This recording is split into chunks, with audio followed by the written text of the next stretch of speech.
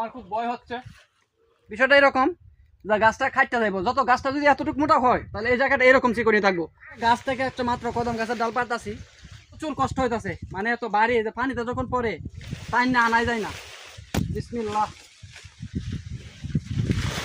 এটা করতেছি মূলত পুকুরে আছে মাছ চাষ করব, ওই দেশি মাছ সিলভার, তারপর হচ্ছে রুই কাতল। কয়েকদিন আগে পুকুরটা সেচছিলাম, মানে হিচ্ছালছিলাম পুকুরটা, গাঁও গ্রামের বাসায় কই। কয়েকদিন আগে পুকুরটা হিচ্ছালছিলাম, হিচ্ছে হোল মাছ আর বল মাছ, প্রায় 5টার মতো বল মাছ হয়েছে। পুকুরটা একটু দেখাও।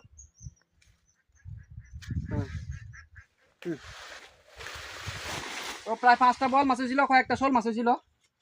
এখন কত হয়েছে এগুলা সেচে সাফ করছি যাতে করে আমাদের মাছগুলো বড় হয় না, কিন্তু বড় মাছ রাক্ষসে মাছ বল শোল তারা ফেলে। একটু এদিকে আসেন, একটু এদিকে আসেন। একটা জিনিস আপনাদেরকে দেখাই, এখানে একটা রশি বাঁধা ছিল দেখেন।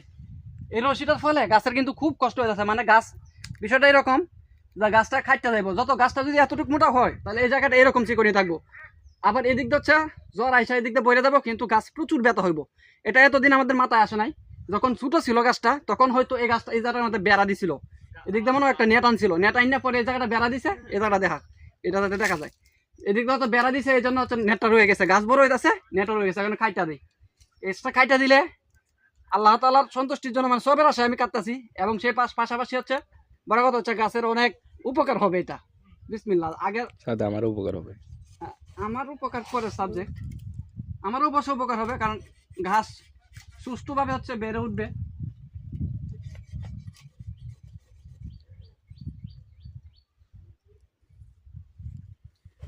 মানে ভিতরে ঢুকে গেছে, কাটতাছি এরপরও শেষ হয় না।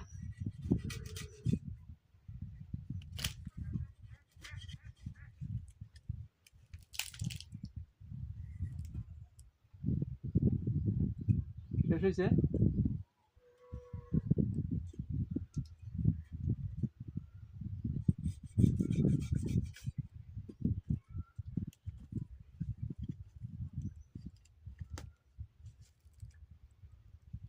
জাস্ট চিন্তা করেন, একটু জায়গাটা ভালো করে দেখা কি পরিমাণ ক্ষতি হয়েছে গাছটার।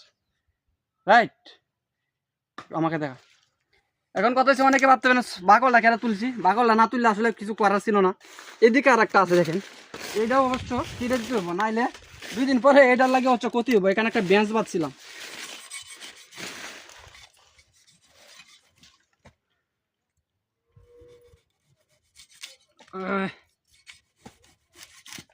তো এখন একটু গাছের উপরে উঠি। গাছটা হচ্ছে যে ঝুঁকিপূর্ণ,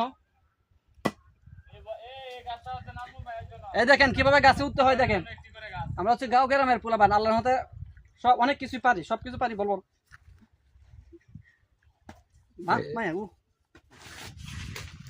বলাই যাবে না, বলাই যাবে না। ওকে, আমি হচ্ছে একসাথে ফিরে আসলাম।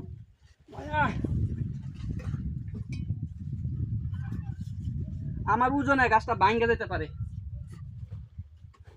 আমার খুব ভয় হচ্ছে। জায়গাটা হচ্ছে অনেক ভয়ঙ্কর, রিস্কি পজিশন।